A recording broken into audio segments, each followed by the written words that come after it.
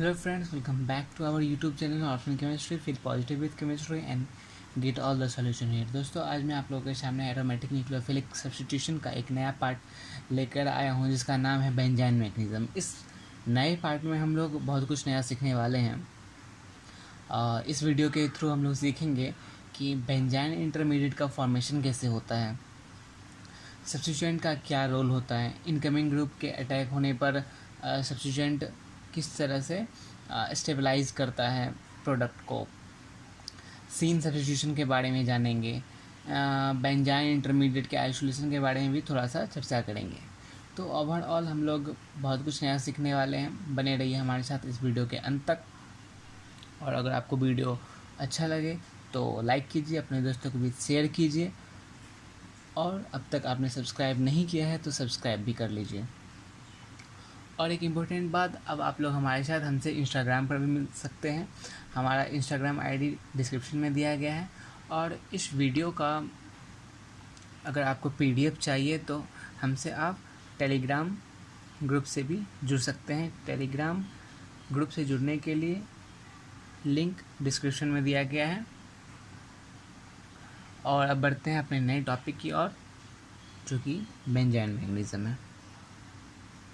जैसे कि हमने पिछले वीडियोज़ में देखा था कि क्लोरोबेंजीन, ब्रोमोबेंजीन और आइडोबेंजीन लेस रिएक्टिव था AR-SN रिएक्शन मैकेनिज्म के लिए, यानी कि एरोमेटिक न्यूक्लियोफिलिक सब्स्टिट्यूशन के लिए।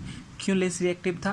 क्योंकि यहाँ पर कार्बन और क्लोरीन के बीच में डबल बॉन्ड का फॉर्मेशन हो रहा था, और इस डबल बॉन्ड की वजह से ही जो इनकमिंग लिगेंड है न्यूक्लियोफाइल, वो इस कार्बन पे अटैक नहीं कर पा रहा था, उसे रिपल्सन फील हो रहा था। तो इस कमी को दूर करने के लिए हम लोगों ने क्या किया कि एक ऐसे ग्रुप को यहाँ पर सब्स्टिट्यूट कर दिया जो कि इस रिंग से इलेक्ट्रॉन डेंसिटी को खींच लेता है।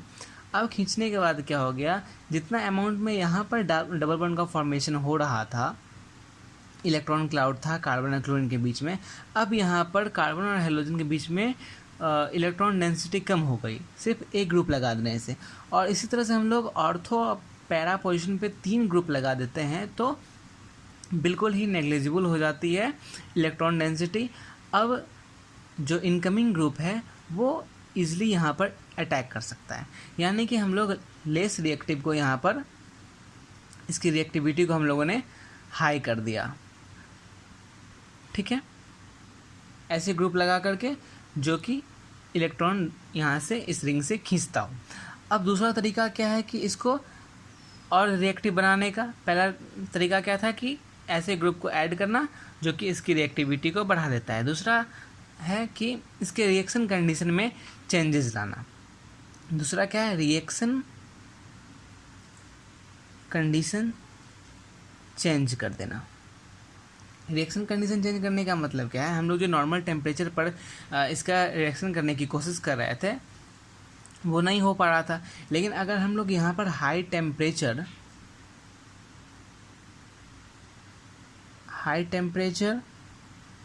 या हाई प्रेशर पर काम करें तो ये रिएक्टिव हो जाता है। स्पीसीज ये सब्सट्रेट जो है वो रिएक्टिविटी शो करने लगता है। तो पहला क्या था? ऐसे ग्रुप को ऐड करना जो कि रिंग से इलेक्ट्रॉन डेंसिटी खींच लेता हो। दूसरा क्या था? रिएक्शन कंडीशन में चेंजेस लाना। हम लोग पहले रूम टेम्परेचर रिएक्शन कर रहे थे 25 डिग्री सेंटीग्रेड पे, लेकिन जैसे हम लोग टेम्परेचर हाई किए तो इसका रिएक्टिविटी बढ़ जाता है। और तीसरा है कि स्ट्रॉन्ग बेसिक न्यूक्लियोफाइल का यूज। ठीक है, यानी कि हम लोग ऐसे न्यूक्लियोफाइल का यूज़ करेंगे जो कि बहुत ज़्यादा बेसिक नेचर का होगा। इससे क्या होगा कि इसके ऑर्थो पोजीशन पे जो प्रोटॉन होगा वो ये बेसिक न्यूक्लियोफाइल अब्स्ट्रैक्ट कर लेगा, और इस वजह से यहाँ पर निगेटिवली चार्ज्ड यानी कि कार्बन आयन इंटरमीडिएट का फॉर्मेशन हो जाएगा, और इस तरह से रिएक्शन आगे प्रोसीड करता जाएगा। तो हम लोग इस रिएक्शन मैकेनिज्म के बारे में पढ़ चुके हैं। और अब हम लोग पढ़ने जा रहे हैं इस रिएक्शन मैकेनिज्म के बारे में, जहाँ पे हम लोग स्ट्रॉन्ग बेसिक न्यूक्लियोफाइल का यूज़ करते हैं और कैसे रिएक्शन आगे फर्दर करता है वो हम लोग इस मैकेनिज्म के थ्रू जानेंगे, बेंजाइन मैकेनिज्म के थ्रू। ठीक है, तो हम लोग जो ओवरऑल इस मैकेनिज्म के बारे में इंट्रोडक्शन से जो जाने हैं कुछ बात, उनमें से क्या है कि these substitution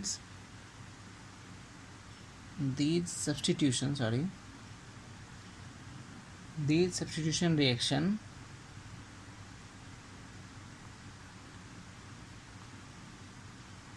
occur on aryl halide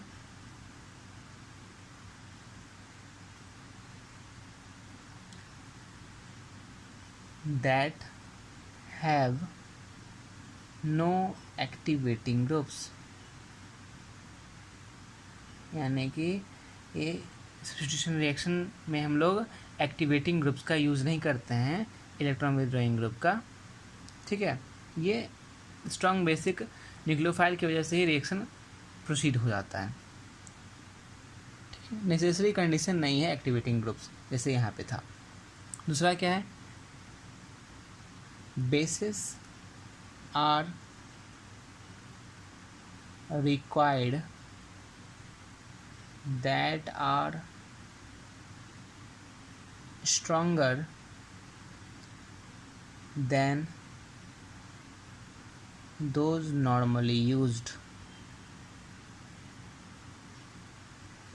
यानी कि हम लोग इस रिएक्शन में बेंजाइन मैकेनिज्म में ऐसे बेस का यूज़ करते हैं जो कि बहुत ज़्यादा बेसिक नेचर का होगा, स्ट्रॉन्ग बेसिक न्यूक्लियोफाइल का यूज़ करते हैं। और तीसरा है कि the incoming group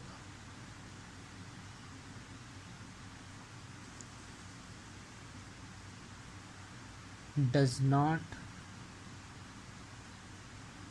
always take the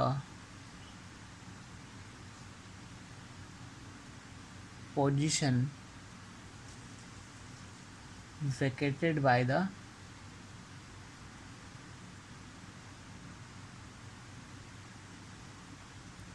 leaving group. इसका मतलब क्या हुआ कि अब तक हम लोग जो सब्स्टिट्यूशन रिएक्शन देख रहे थे उसमें क्या देख रहे थे, यहाँ से जो इसका डिस्प्लेसमेंट है, क्या हो रहा था कि इसका डिस्प्लेसमेंट हो रहा था और इसी पोजीशन पे इनकमिंग ग्रुप आकर जुड़ रहा था। ठीक है, लेकिन इस बेंजाइन मैकेनिज्म में हम लोगों को ये ऑलवेज नहीं देखने को मिलेगा। ठीक है, यहाँ पे हमें देखने को मिलेगा कि इस पोजीशन पे तो ये इनकमिंग ग्रुप है ही,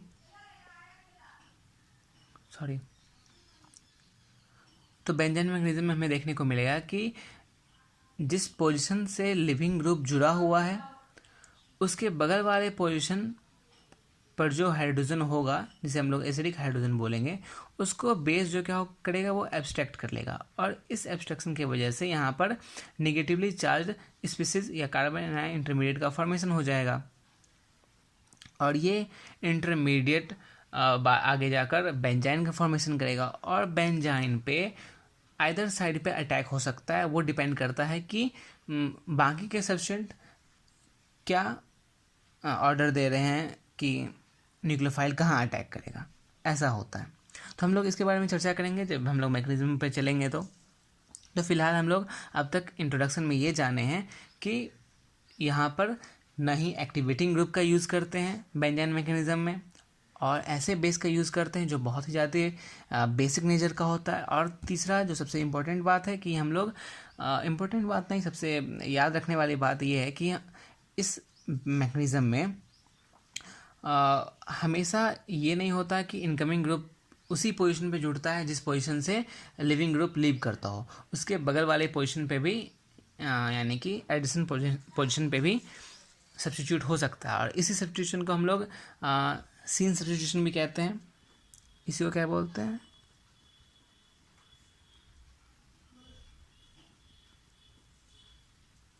सीन सब्स्टिट्यूशन भी कहते हैं हम लोग इसको।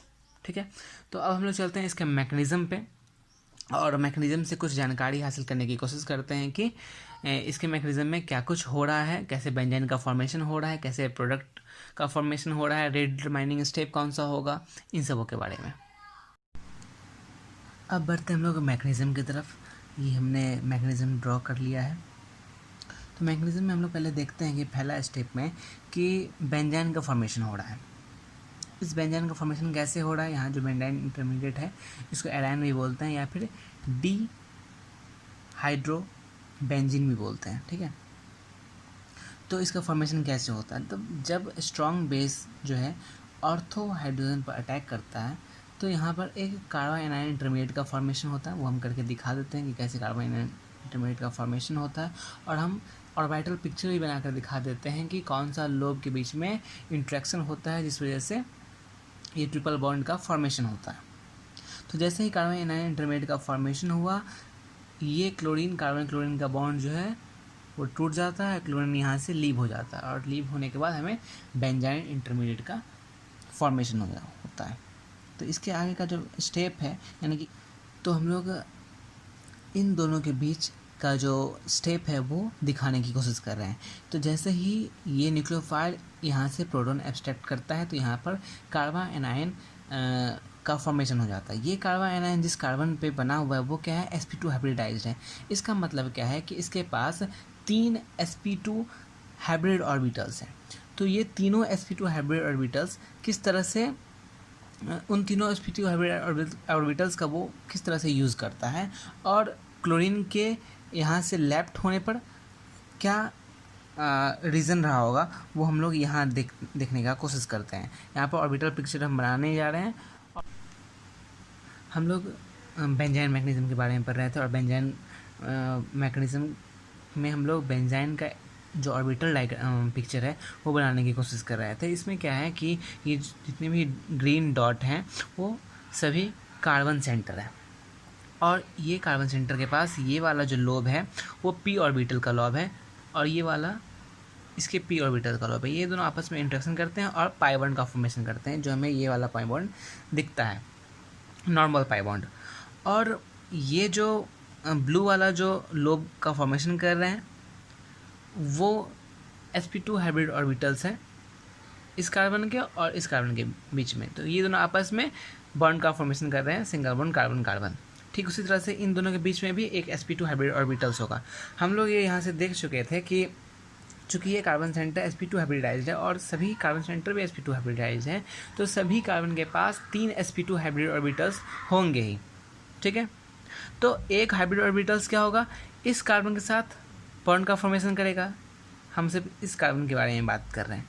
तो इसके पास 3 ऑर्बिटल होगा हाइब्रिड ऑर्बिटल, जिसमें से एक यहाँ पर बॉन्ड बनाएगा, दूसरा हाइब्रिड ऑर्बिटल्स इस कार्बन के साथ एक यहाँ पे बॉन्ड बनाएगा, और जो एक हाइब्रिड ऑर्बिटल्स बच जाता है sp2 वो हमारा ये रहा वैकेंट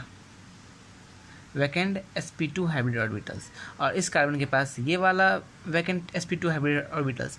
अब यहाँ से क्या हो गया, हम लोगों का प्रोटॉन यहाँ से एब्स्ट्रैक्ट हो गया, तो अब जो इलेक्ट्रॉन्स है वो कहाँ पे आ जाएंगे, यहाँ पे आ जाएंगे, ठीक है। तो अब बेंजाइन में क्या होता है कि क्लोरीन की निकलने की वजह यही है।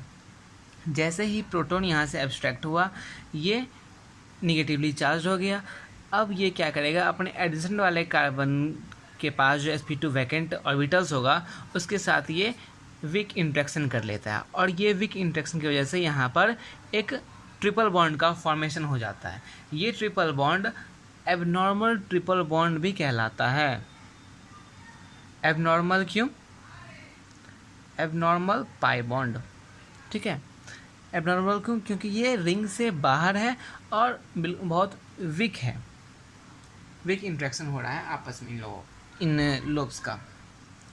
और अब क्या है कि हम लोग यहाँ पे क्लोरीन को रख के बात करें तो कार्बन क्या है, यहाँ पे sp2 हाइब्रिडाइज है, प्लेनर है, तो एक यहाँ पे हाइब्रिड ऑर्बिटल्स लगा हुआ है, बॉन्ड बना रहा है एक इस कार्बन के साथ, और एक वैकेंट यहाँ पे ट्रिपल बॉन्ड का फॉर्मेशन हो रहा है। यानी कि अब क्लोरीन के यहाँ रहने का कोई जगह नहीं है, क्लोरीन यहाँ से आउट ऑफ प्लेन हो गया। जैसे ही आउट ऑफ प्लेन हो जाएगा तो क्लोरीन यहाँ से या फिर कोई भी हाइड्रोजन ग्रुप यहाँ से इलेक्ट्रॉन्स खींच नहीं पाएगा, जैसा कि पहले वो यहाँ पर खींच रहा था, है ना। यहाँ पे वो कंटिन्यूस प्लेन में है और कंटिन्यूस यहाँ से इलेक्ट्रॉन्स खींच रहा है, इस वजह से इसको डिस्टेबलाइज कर रहा है।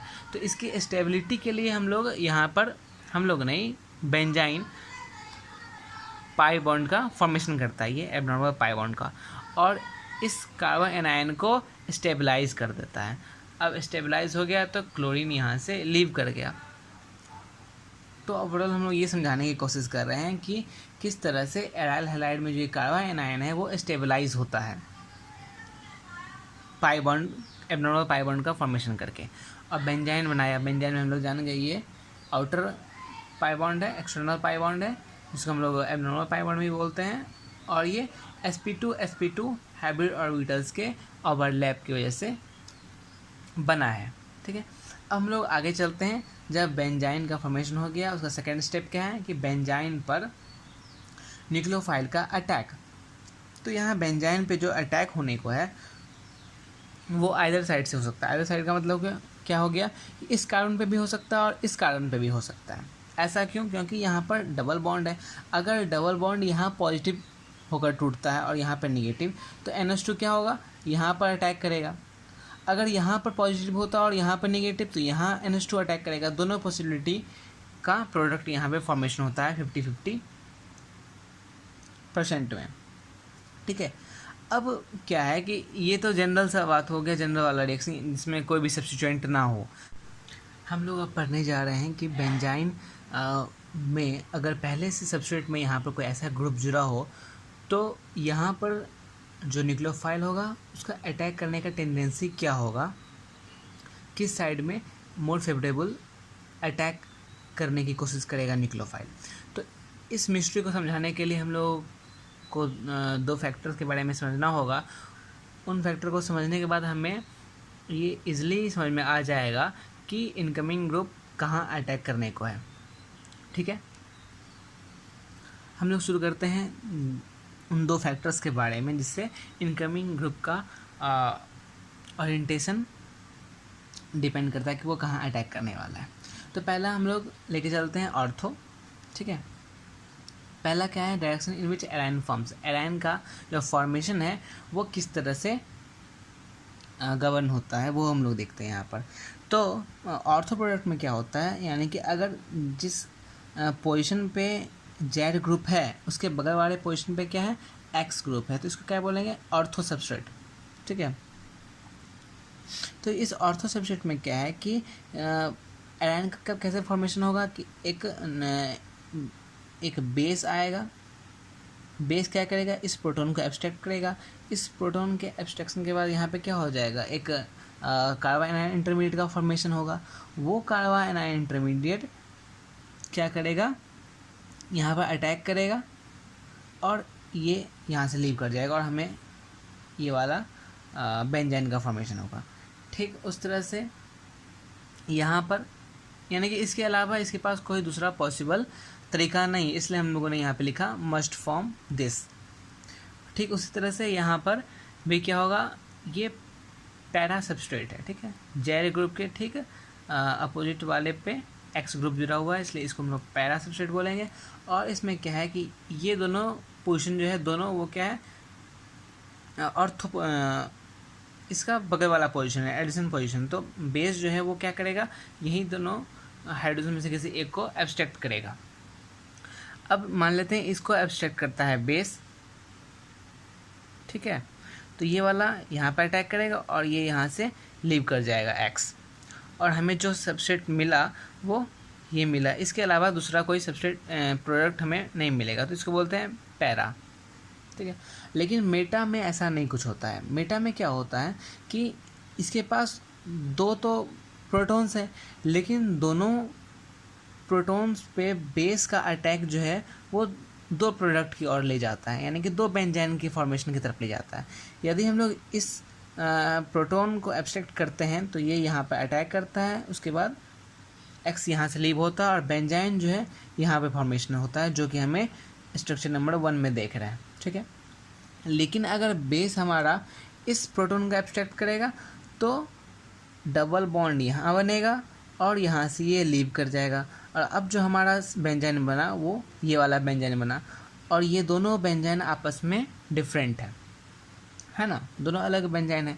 तो अगर मेटा सब्सट्रेट रहेगा तो हम लोग इन दोनों में से कौन सा बेंजाइन को प्रोडक्ट के लिए आगे न्यूक्लियोफाइल अटैक करेगा, कौन से बेंजाइन पे, तो ये डिपेंड करता है जेड पे। ठीक है, अगर जेड इलेक्ट्रॉन डोनेटिंग ग्रुप होगा और अगर जेड इलेक्ट्रॉन एक्टिवेटिंग या फिर इलेक्ट्रॉन विथड्रॉइंग ग्रुप होगा, तब इलेक्ट्रॉन डोनेटिंग ग्रुप क्या करेगा और इलेक्ट्रॉन विथड्रॉइंग ग्रुप करेगा, वो हम लोग देखते हैं। जेड मान लेते हैं कि पहला वाला इलेक्ट्रॉन डोनेटिंग ग्रुप होगा, वो क्या करेगा, इलेक्ट्रॉन्स यहाँ पे देगा। ठीक है, चूँकि यहाँ पे बेस इलेक्ट्रॉन प्रोटॉन को एब्स्ट्रैक्ट कर लिया तो यहाँ पे नेगेटिवली चार्ज स्पीसीज जनरेट हो जाएगा। तो यहाँ पे इलेक्ट्रॉन देने वाला क्या करेगा, इस कार्बन पे इलेक्ट्रॉन डेंसिटी और इंक्रीज करा देगा, ये तो डीस्टेबलाइज कर देगा। एक तो इस कार्बन के पास डबल बॉन्ड है और नेगेटिवली चार्ज मतलब नेगेटिवली चार्ज स्पीसीज है कार्बन, तो इसको स्टेबिलिटी के लिए क्या चाहिए, ऐसे ग्रुप चाहिए जो कि यहाँ से इसका इलेक्ट्रॉन डेंसिटी इसके ऊपर से कम कर दे। लेकिन हम लोग यहाँ क्या कर रहे हैं, इलेक्ट्रॉन डोनेटिंग ग्रुप दे रहे हैं जो कि इलेक्ट्रॉन डेंसिटी और इसके पास इंक्रीज कर रहा है। तो ये क्या करेगा, ऑर्थो सबस्ट्रेट को यानी कि इस वाले सबस्ट्रेट को फेवर नहीं करेगा। Electron donating group para substrate को फेवर करेगा, क्योंकि जो आई इफेक्ट है, फील्ड इफेक्ट जो है वो डिस्टेंस डिपेंडेंट है। जितना ज़्यादा दूरी रहेगा उतनी ज़्यादा आई जो है वो क्या करेगा, कम इफेक्ट शो करेगा। तो यहाँ पे लेस इफेक्ट शो करेगा। इस हाइड्रोजन के निकलने के बाद यहाँ जो नेगेटिवली चार्ज स्पीसीज डोनेट होगा उसको इलेक्ट्रॉन डोनेटिंग ग्रुप कम इलेक्ट्रॉन डेंसिटी पहुँचा सकेगा। तो इसका मतलब है कि इलेक्ट्रॉन डोनेटिंग ग्रुप क्या करेगा, पैरा हाइड्रोजन रिमूवल को फेवर करेगा। ठीक है, और इलेक्ट्रॉन विथड्रॉइंग ग्रुप जो है वो क्या करेगा, इलेक्ट्रॉन मान लेते हैं यहाँ पे इलेक्ट्रॉन विथड्रॉइंग ग्रुप है जो कि इलेक्ट्रॉन डेंसिटी यहाँ से खींचता है। तो अब यहाँ पर नेगेटिव चार्ज है स्पीसीज, तो क्या करेगा, ऐसे ग्रुप जो इलेक्ट्रॉन खींचता है वो इस पर से इलेक्ट्रॉन डेंसिटी को कम कर देगा तो इसको स्टेबलाइज कर देगा। तो इलेक्ट्रॉन विथड्रॉइंग ग्रुप जो है वो क्या करेगा, ऑर्थो हाइड्रोजन रिमूवल को फेवर करेगा। इसका एक बेसिक सा रूल है, greater the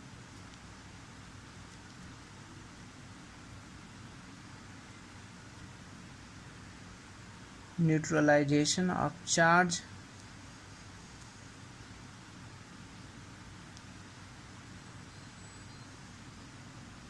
greater will be stability, यानी कि चार्ज का जितना ज़्यादा न्यूट्रलाइजेशन होगा स्टेबिलिटी बढ़ती जाएगी। यानी कि यहाँ पे नेगेटिव चार्ज है, ऐसे ग्रुप को लगा दे जो कि इसकी नेगेटिविटी को कम कर दे तो ये स्टेबल हो गया। और ऐसे ग्रुप जो इलेक्ट्रॉन देता जाएगा, इसकी ये नेगेटिव है और इसको इलेक्ट्रॉन दे देगा तो उसको डीस्टेबलाइज ही कर देगा। तो इलेक्ट्रॉन डोनेटिंग ग्रुप डीस्टेबलाइज कर देता है, इस वजह से ये पैरा हाइड्रोजन को रिमूवल को फेवर करेगा और इलेक्ट्रॉन विथड्रॉइंग ग्रुप जो है वो ऑर्थो हाइड्रोजन रिमूवल को फेवर करेगा। अब हम लोग देखते हैं दूसरा फैक्टर के बारे में। पहला फैक्टर था कि एराइन का फॉर्मेशन हो रहा था और दूसरा फैक्टर है कि अटैक एट एराइन। ठीक है, तो ये वाला जो स्टेप था वो हम लोग पहले फैक्टर में देख चुके थे। और ये मस्ट गिव वाला क्या है कि एक ही पॉसिबिलिटीज़ है ये बनने का, और इसमें भी मस्ट गिव यानी कि एक ही पॉसिबिलिटी है ये बनने का। लेकिन यहाँ शुड गिव का मतलब हुआ कि ये भी बन सकता है और दूसरा आइसोमर जो बन सकता है वो यहाँ पे हम नहीं दिखाए हैं क्योंकि यहाँ पे ज़रूरत नहीं था। तो हम बढ़ते हैं इसके आगे वाले स्टेप पे। इसमें क्या दिखाना है कि फील्ड इफेक्ट की वजह से यानी कि क्लोरीन एटम की वजह से क्या होगा कि न्यूक्लियोफाइल कहाँ पे अटैक करेगा ये दिखाना है यहाँ पे। तो क्लोरीन हम लोग जानते हैं क्या है, इलेक्ट्रॉन अट्रैक्टिंग ग्रुप है। तो ये क्या करेगा, इस रिंग से क्लोरीन इलेक्ट्रॉन्स को अंदर की ओर खींचेगा, अपनी तरफ खींचेगा, ठीक है। इस वजह से क्या हो जाएगा कि बगल इसके पास जो भी पॉजिटिव सेंटर होगा या निगेटिव सेंटर होगा उसको ये स्टेबलाइज या डीस्टेबलाइज करेगा। अब अगर हम इस बॉन्ड को ब्रेक करें और यहाँ पर पॉजिटिव सेंटर और यहाँ पे नेगेटिव सेंटर बनाएं तो क्या हो जाएगा कि इस पॉजिटिव सेंटर को ये और भी पॉजिटिव करेगा इलेक्ट्रॉन खींच के, ठीक ना। और अगर यहाँ पे नेगेटिव सेंटर बनाए और यहाँ पर पॉजिटिव सेंटर बनाए तो इस नेगेटिव चार्ज को, इस पोजीशन पे जो ये नेगेटिव चार्ज है उसको इलेक्ट्रॉन, उसके इलेक्ट्रॉन डेंसिटी को कम करके ये इसको स्टेबलाइज करता है, यानी कि यहाँ पर नेगेटिव सेंटर होना ही चाहिए, ठीक है। अब ये नेगेटिव सेंटर हो गया। अब क्या है, मान लेते हैं NH2 जो है वो क्या है, हमारा बेस है। NH2 इस पॉजिटिव सेंटर पे अटैक करेगा और यहाँ पर NH2 आकर जुड़ गया और बचा हुआ जो H है इससे ही जुड़ा हुआ वो इस नेगेटिव सेंटर पे आ गया और ये हमारा प्रोडक्ट बन गया, ठीक ना। ठीक उसी तरह से यहाँ पर भी, चूँकि हम लोग जानते हैं कि फील्ड इफेक्ट जो है वो डिस्टेंस डिपेंडेंट है, जितना ज़्यादा डिस्टेंस होगा इसका जो इंटेंसिटी है वो कम हो जाएगी। तो जितने नज़दीक पोजीशन पे नेगेटिव सेंटर होगा उसको क्लोरीन एटम स्टेबलाइज करेगा। तो हम लोग अगर यहाँ पर नेगेटिव सेंटर को क्रिएट करते हैं डबल बॉन्ड को तोड़ के, तो क्लोरीन एटम उसको यहाँ के मुकाबले ज़्यादा अच्छा से स्टेबलाइज कर देगा। इस वजह से हम लोग नेगेटिव सेंटर यहाँ दिया, तो नेगेटिव सेंटर यहाँ देने के बाद NH3 का जो H एटम है वो यहाँ आकर जुड़ जाएगा और NH2 जो है वो एज अ इनकमिंग ग्रुप यहाँ आके अटैक कर देगा। तो ये हमारा प्रोडक्ट बन जाएगा। और मेटा पोजीशन पर भी कुछ ऐसा ही होता है, ये वाला बॉन्ड टूटता है और चूँकि क्लोरीन इलेक्ट्रॉन अट्रैक्टिंग ग्रुप है तो इस यहाँ से इलेक्ट्रॉन डेंसिटी को कम कर देता है। इलेक्ट्रॉन डेंसिटी को कम करेगा, इसका मतलब है यहाँ पे नेगेटिव सेंटर होगा जिसको वो स्टेबलाइज कर देगा। यहाँ पे नेगेटिव सेंटर होगा तो पॉजिटिव पार्ट न्यूक्लियोफाइल का यहाँ आकर जुड़ जाएगा और नेगेटिव पार्ट जो होगा वो न्यूक्लियोफिलिक रिएजेंट का वो इस पोजीशन पे आकर जुड़ जाएगा। ये था हमारा फील्ड इफेक्ट की वजह से जो हमें देखने को मिला। लेकिन स्टेरिक फैक्टर भी कभी कभी डोमिनेट कर जाता है, ठीक है। वो एक केस है ये वाला जहाँ पर OCH3 जो है वो क्या है, एक इलेक्ट्रॉन डोनेटिंग ग्रुप है जो कि रिंग में इलेक्ट्रॉन देता है, ठीक है। अब यहाँ पे क्या करते हैं कि इसका हम लोग बेंजाइन मैकेनिज्म के थ्रू मैकेनिज्म बनाने की कोशिश करते हैं। तो क्या होता है कि जैसे ही यहाँ के प्रोटॉन को एक बेस आकर एब्स्ट्रैक्ट करता है तो यहाँ पे नेगेटिव सेंटर जनरेट हो जाता है, नेगेटिव सेंटर यहाँ नेगेटिव चार्ज यहाँ पे अटैक करता है, ब्रोमीन यहाँ से लीव हो जाता है। तो हम लोगों को बेंजाइन देखने को मिलता है। ये बेंजाइन क्या होगा कि अब जो न्यूक्लियोफाइल है, फर्दर न्यूक्लियोफाइल जो अटैक होना है इस सबस्ट्रेट पे वो कहाँ होगा, इस पोजीशन पे या इस पोजीशन पे, क्योंकि ये इलेक्ट्रॉन डोनेटिंग ग्रुप है तो इलेक्ट्रॉन देगा। इसका मतलब क्या है कि यहाँ पर पॉजिटिव सेंटर होगा तो इसको ये स्टेबलाइज कर देगा। और यहाँ पे नेगेटिव सेंटर यानी कि NH3 का NH2 वाला पार्ट जो है उसको यहाँ आकर अटैक करना चाहिए और H वाले पार्ट को यहाँ आकर जुड़ जाना चाहिए। लेकिन ऐसा नहीं होता है क्योंकि OCH3 और NH2 ये दोनों काफ़ी करीब होंगे। इस वजह से यहाँ पर स्टेरिक फैक्टर यानी कि स्टेरिक रिपल्सन डोमिनेट कर जाता है और इस स्टेरिक रिपल्सन की वजह से क्या हो जाता है कि ये बॉन्ड जो है इसका फॉर्मेशन यहाँ पर NH2 यहाँ पर न जुड़ करके मेटा पोजीशन पे जुड़ता है। तो ये था हमारा बेंजाइन मैकेनिज्म के बारे में। अब तक जो हम लोगों ने पढ़ा वो था कि बेंजाइन मैकेनिज्म को हम लोग बेंजाइन मैकेनिज्म आखिरकार आया क्यों, उसका कैसे हम लोग इंट्रोडक्शन के बारे में पढ़े और फिर मैकेनिज्म के बारे में पढ़े। मैकेनिज्म से बहुत कुछ समझने की कोशिश किए। और एक बात बताना भूल गए कि बेंजाइन का जो फॉर्मेशन है वो हमारा रेट डिटरमाइनिंग स्टेप होगा, ठीक है। तो रेट इस पर डिपेंड करता है। ये सब था हमारा बेंजाइन मैकेनिज्म टॉपिक के अंदर। Thank you.